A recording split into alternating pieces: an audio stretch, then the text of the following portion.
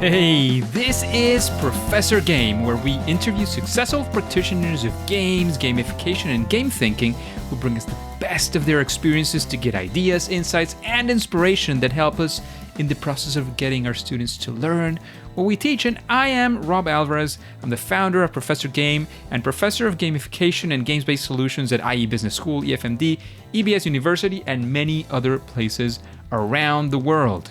And if this content is for you, then please go ahead and subscribe to our email list for free at professorgame.com/subscribe. Engagers, welcome back to another episode of the Professor Game podcast. And we have Steve with us today. But Steve, are you prepared to engage? I am. This is going to be fun. Let's do this. We have Steve Gullans with us today, who is an experienced executive, venture investor, entrepreneur, educator, scientist, and author. He's a co-founder and CEO of Thynk, with a Y, a digital health company advancing innovative brain training video games for children and adults. He has held various positions and roles in academia and industry. He began as a professor at Harvard Medical School, where he co-authored more than 130 scientific papers and was elected as a member of AAAS and AHA. He also co-founded and held senior positions in several private and public life science companies. He's co-founded and was managing director at Excel Venture Management, which invested in over 40 innovative startups. He loves innovation, has spoken widely in TED, TEDMED, TEDx, and with Juan Enriquez, he co-authored Evolving Ourselves. Throughout his career, he has focused on transformative technologies across many sectors of the economy and relishes opportunities to advance innovations that can help millions. And they live in Boston along with his wife and 5 grandchildren, who love doing STEM projects and playing Skylar's Run. So, Steve, are we missing anything? That's I wear many hats. You can see my inattention to sticking with one thing as I wander from one thing to another. No, I think the overwhelming theme is 2 things. I love innovation and I love improving people's lives.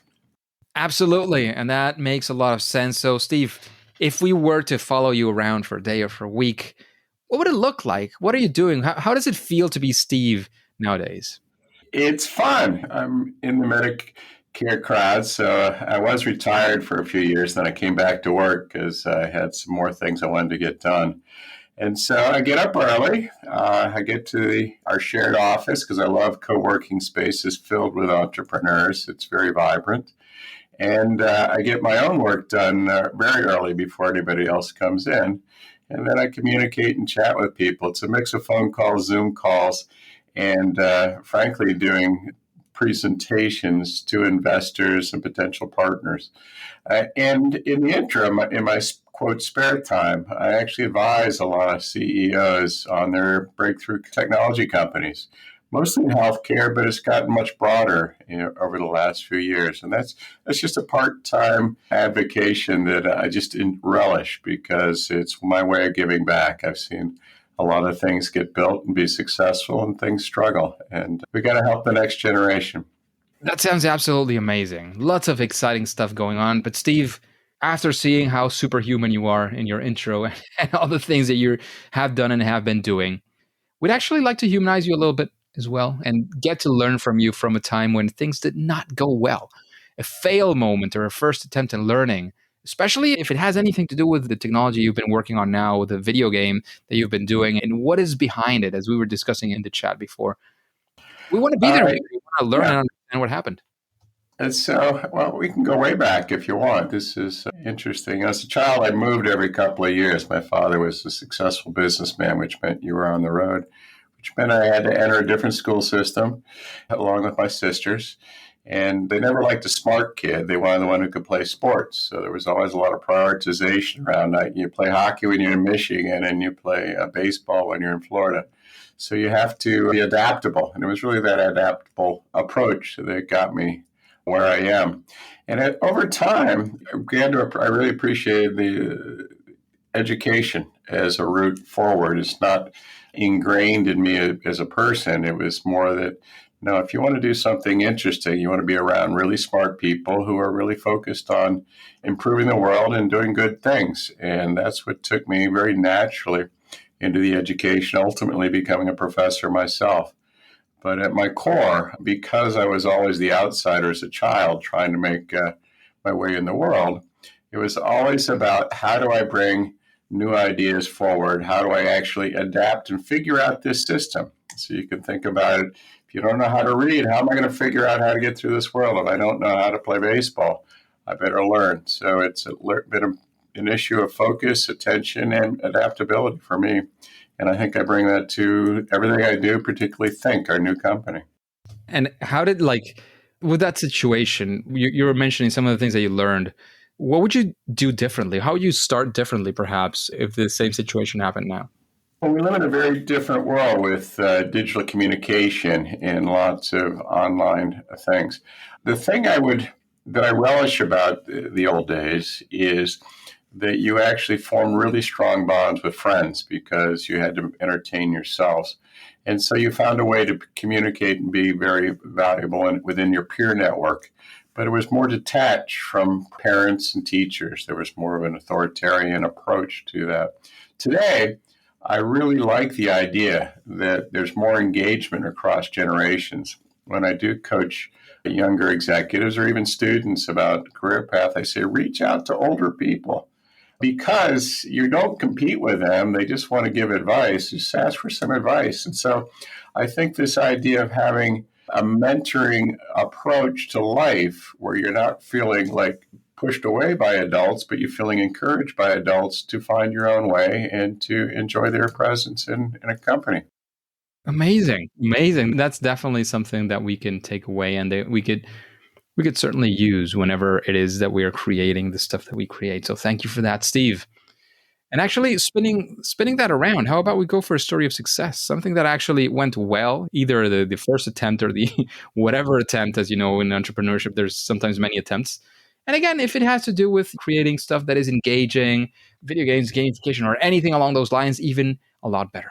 Yes, I've been involved in a lot of new activities that are technically driven. That's fundamentally my background. So, as an academic, I was, for example, on the early wave of using DNA sequencing to understand biology. This was 25 years ago, and got to the point of actually raising money in Hollywood and on Wall Street for projects I wanted to do because I was motivated by a cousin with ALS and my father having Parkinson's to actually step in and get something done thinking about treatment. This is at a time when the NIH did not fund what's now called translational medicine, which is where the funding came from these alternative sources.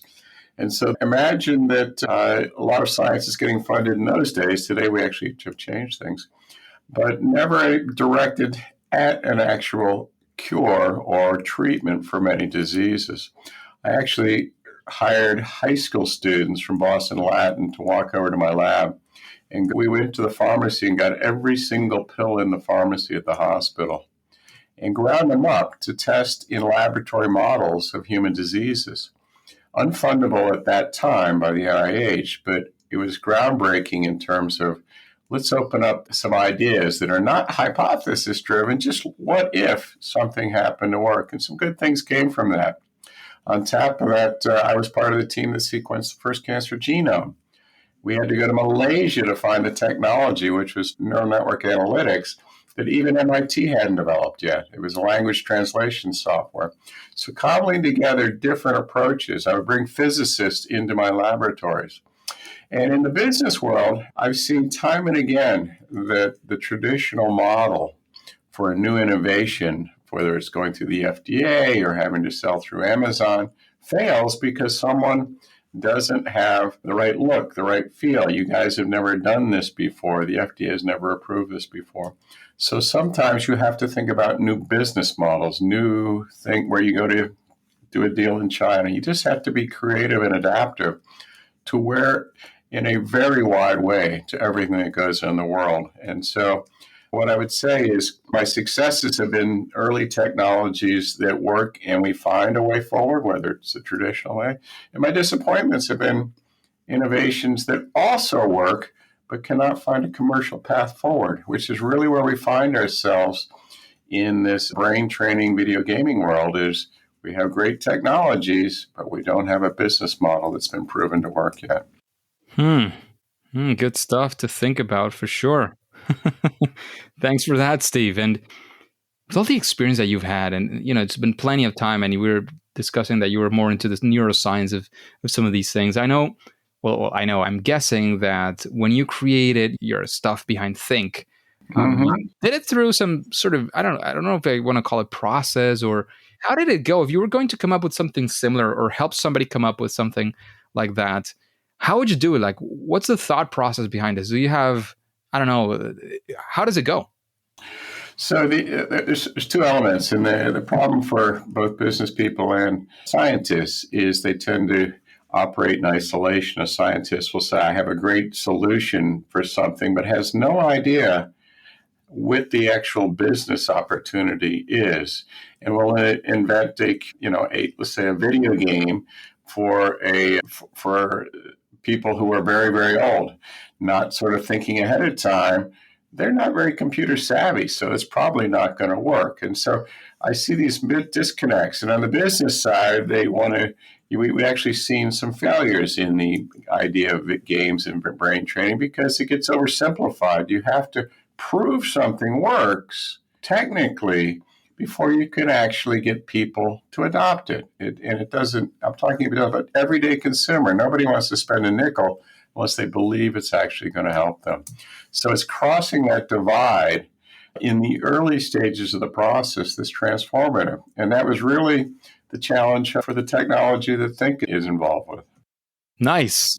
Nice. Interesting. Thank you for those insights. And it always gets you to think about what is the next step, right? Like, should Mm-hmm. we go this way? Should we go that way? Like, it's a series of choices all the time. And it's, I don't know, like what some people sometimes think about, oh, you do the plan and there's all these things you're going to do and you do them one after another. And it hardly works that way. I don't know if that's been your experience as well. I'm guessing at least once or twice it has been that you think this is a linear path I'm going to go through, and it's never the case. No, absolutely. When you talk to inventors in their close circle, that's why I laugh when I get into a brand new startup with some young technical people.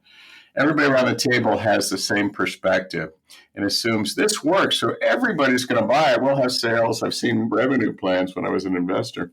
Say we'll be at 100 million in sales in third year when they have no idea what they have to do to get someone to buy the very first one. And in fact, I used to say, "Can you give me the names of the first three people who are going to buy this?" And they would usually have no idea who it was because they'd never talked to a customer. And so, as you think about how complex this is when you're doing something innovative, you have to start with a simple case that there's lots of terms like a beachhead or whatever. But in reality, it starts with a person who has never heard of this, and you just in a short 5-minute conversation convince them this is unbelievable. I want to get involved. I want to get involved. I want to buy it, whatever it is, and really sees how it fits into their world. I've spent some time in healthcare where it's all about workflow. If you interrupt the patient journey through the hospital system, you have a losing product if someone has to leave and get in their car and go somewhere or just turn on a computer. It's very much a dynamic relationship between the technology you build and how it fits in the real world. I mean, in the example with our new technology, is very, very busy parents don't have time to teach their kids how to do it. So, how are we going to adjust for that?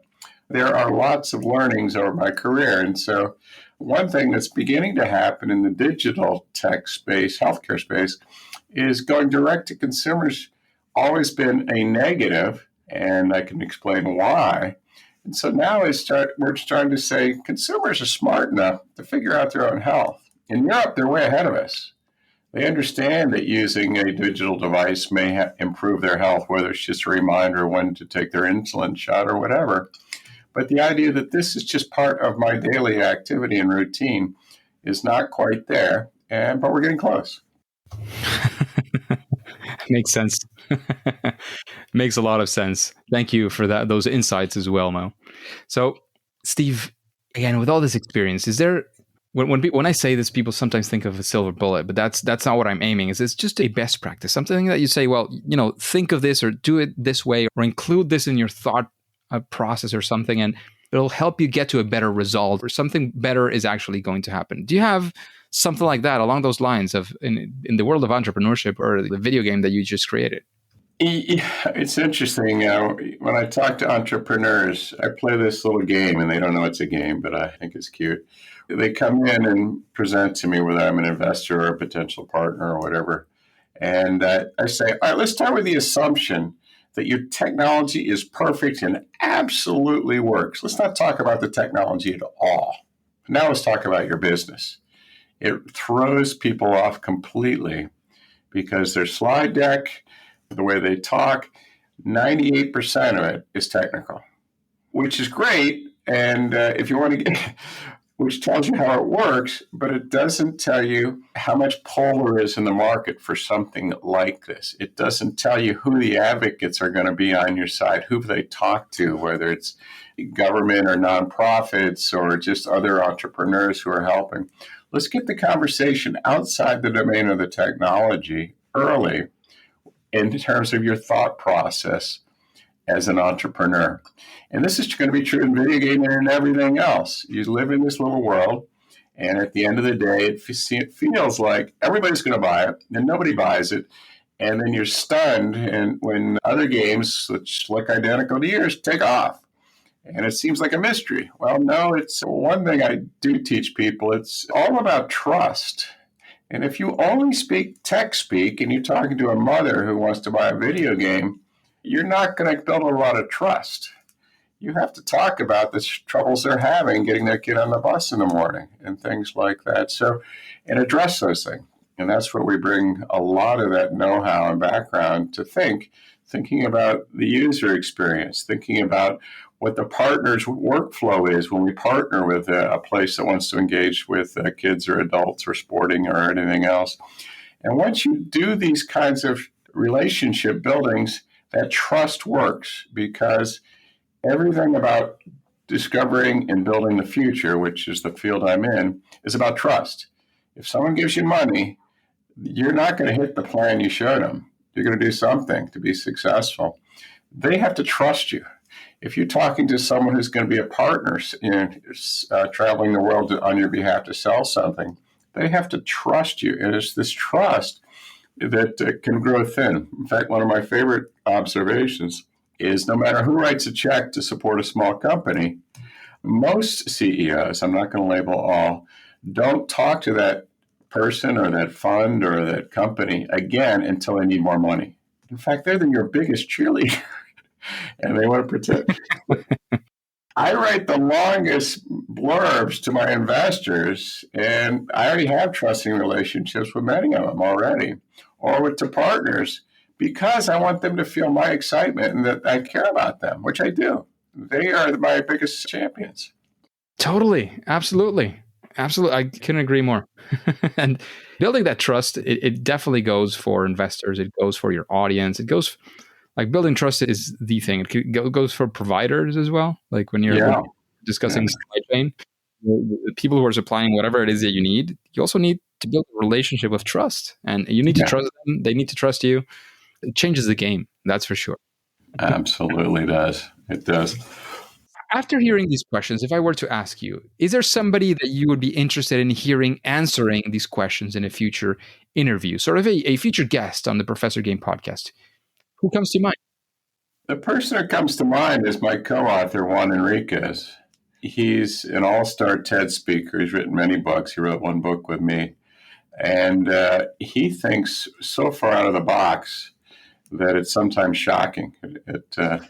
He's not directly in the video gaming industry, but he travels the planet meeting with leaders in every industry and has a sense of what's going on.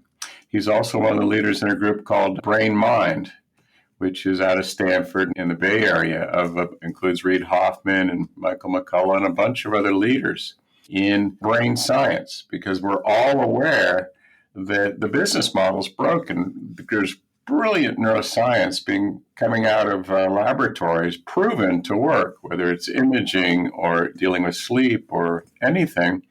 But the world at large is struggling to see how they fit in and find a case. And that's what the Brain Mind Group is actually fostering, is an understanding of how do we actually impact the art world? How do we impact the world of meditation? These are all spaces, and often people say, well, healthcare is completely separate from everything in everyday life. No, they are totally blended when it comes to your mind and how we actually entertain and train and learn. Huh, interesting.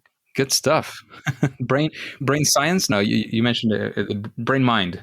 Is Yeah, it brainmind.org. It's an interesting organization. brainmind.org? I'll check it out for sure. And of course, right next to your book or books, actually, is there a book that you recommend the engagers, the audience that's hearing us today? There's one book I give to entrepreneurs. Everybody in my company has it. It's a book, and this goes eons before most of your leadership ever even were born. It's called Stone Soup. It was read to me as a child by Captain Kangaroo on a black and white TV. It's a book. It's in the Grimm's fairy tale style, back when they used to put children in the oven as children's literature. And so it has a little bit of a dark look to the book, but it's about how do you actually change the world. And I spent a lot of time telling other people this, especially entrepreneurs and my grandkids.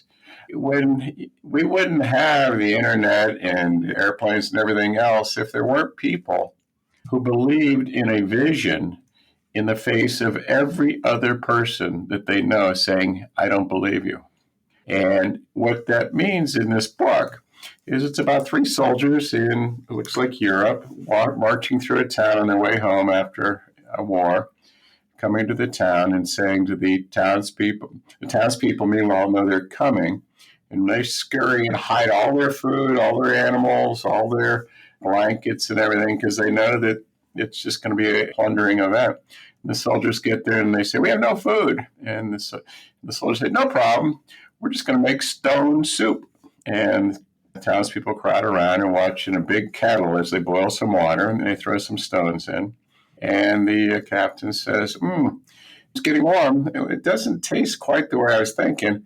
We could use some carrots. And someone says, oh, I have carrots. And then the next thing you know, it's got meat and potatoes and everything in a huge festival. And so I love this book because it's the analogy of every big project I've been involved in. Let's try to do something that no one's done before because it's possible and because we need it. Like I was talking earlier about, let's grind up every drug and just try them in every disease to see what happens. Why not try that? And in this case, why not use a video game to help kids who are struggling in school? And in this case, everybody in our company has taken this on as a mission. And every partner we have, whether it's in marketing or manufacturing, feels the same way. This is too important for it not to happen. Meanwhile, there's lots of naysayers who say, oh, I don't believe it, it's not going to work. Let's let them go to the side. We're going to have a big feast at the end of the day because there's a simple analogy of we're making stone soup. Huh. I remember that. I do remember that story. I love it. But I had never thought of it as a let's change the world kind of thing. And the world doesn't have to be the whole planet. The world can be your school or your local community or whatever it is. If you have an idea, and I really encourage my grandkids, literally, if you have a good idea, let's talk about how you're going to get people involved. Don't be disappointed when everybody says no. That's the where it starts. Absolutely. Absolutely. I love it. And I love the I'm not sure if it's the spin or if it's just me.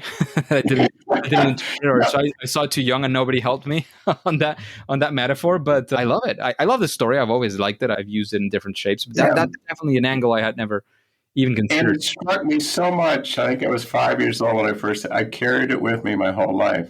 And nobody reads that book to kids anymore because it's not entertaining by today's standards. But anyway, it's fun. Totally. And we've talked about those recommendations. That next guest, the book that you recommend. What would you say is your superpower in this world? That thing that you do at least better than most other people? I get my one superpower is finding creative innovators and getting them to literally join my bandwagon or getting them to think outside the box in a way that's productive and beneficial. And it's a trick I learned early on. When you're a new kid in every school you go to, when you're teaching at Harvard and everybody's a brilliant student, the power of asking questions is the number one way you get to the heart of any problem that somebody else is involved in. And I've learned to use it in positive ways and in negative ways. You can take someone down a few notches if they're being arrogant by really pushing their knowledge to the limit or just extrapolating to places where it makes no sense. But at the end of the day, just asking questions of people is a way to get to know them, a way to get to know what they're thinking and what you don't know. And my mother taught me this. She said, if you have your mouth open, you're not learning anything. She was right. That's a good one. That's a good one. Yeah, that's why. And the one that they say that they gave it 2 ears and 1 mouth. There's a reason for that. That's exactly right. I agree. Good one. Very, very useful superpower and so many applications that we could immediately think of for sure. So, Steve, we get to a difficult question. I know you mentioned you're not a gamer, but I'm sure that you here and there a game, and especially to get a little bit of inspiration for your video game too. What would you say is your favorite game? So there's a couple of answers to that. One, I grew up in an era when obviously video games didn't exist. We were just beyond sticks and rocks, to be honest. And in fact, I had a great comment from my 5-year-old grandson the other day because I was trying to explain. I actually gave a commencement speech once to 6th graders at a private school in the UK about the future of toys. It was so entertaining because I had a collection of toys from the 50s and 60s and 70s, just showing them how things evolved. And I was telling my 5-year-old grandson, when I was a kid, all the toys were made out of wood and metal. We never had plastic. We didn't have anything. And he goes, Pop, was your computer made out of wood? And I said, there's great logic. So I grew up with board games, obviously. My favorite was always Stratego, and I've now actually gotten it for my grandkids, and they love playing with me. And it's a really good, challenging game of strategy, and it has multiple dimensions to it. I also did a lot of puzzles as well, particularly word puzzles. When the first Pong and all of those games first came, I enjoyed them, but they were, I found like Tetris, the early generations were all very boring. And since I tend to jump from one topic to the other in my life, it wasn't something I was going to sit with. But once my kids got old enough to get on a laptop or a desktop, we started playing video games. And there it was enjoyable because there were early events of trying to teach a little reading and things.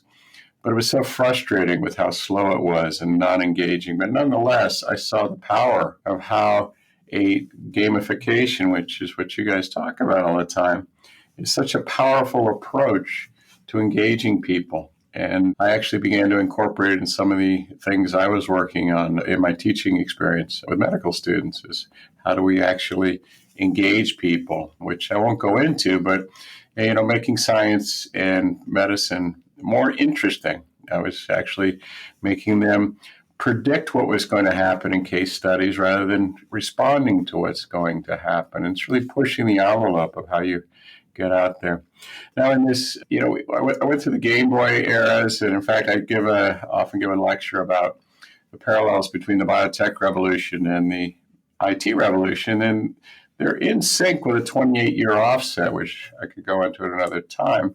But we're really we've seen things come and go, or really at the point where brain science is now coming in to impact the IT space in ways that are unfathomable to be at the extreme, but in an everyday sense are very, very useful because it makes use of principles of how you actually engage and help people, along with principles about how you deal with the mind in improving the way we use our minds and the way we age and the way we learn.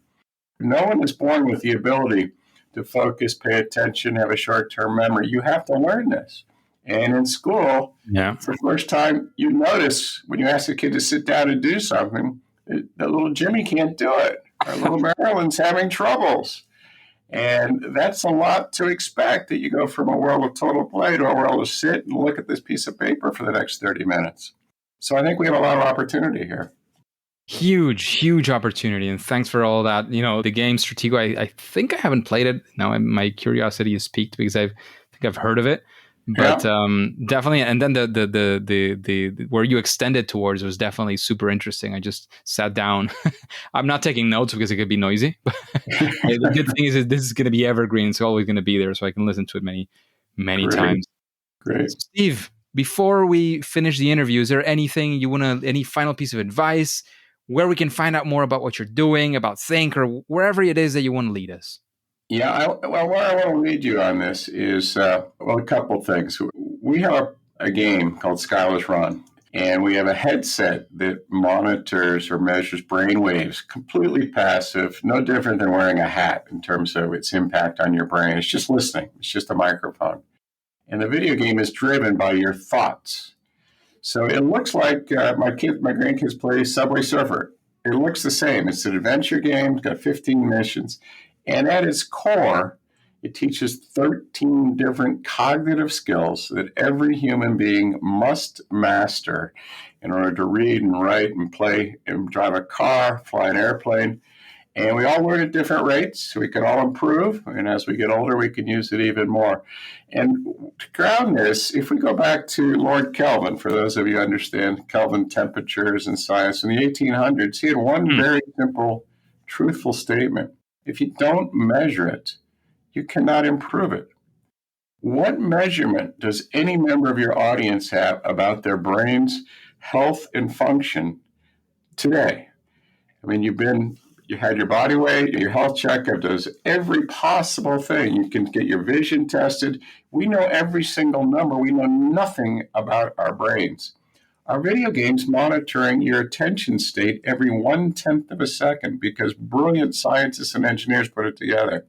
And all we're doing is capturing that signal and saying, if we can get you to focus on the game, the avatar is going to run faster. It's going to only based on your thought.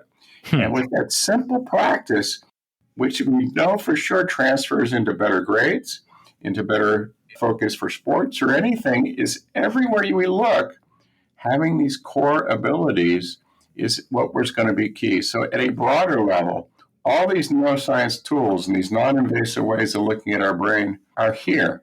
We are going to have a revolution in how we combine these two worlds of neuroscience and gamification and IT. Sounds brilliant. Thank you very much for all of that, and keep up doing the great work that you're doing, Steve, for sure. Okay. However, Steve and Engagers, as you know, at least for now and for today, it is time to say that it's game over. Engagers, it's fantastic to have you around. And as you know, this podcast really makes sense thanks to you. So how about we connect on LinkedIn? You can let me know of many things. Anything you want to let us know, anything you want to follow, questions, future guests, whatever you want to tell us. You can find us as Professor Game on LinkedIn. And as you know, we're always sharing our content on gamification on the podcast, especially around learning. And before you click continue, remember to subscribe or follow, which is absolutely for free, using your favorite podcast app, and listen to the next episode of Professor Game. See you there.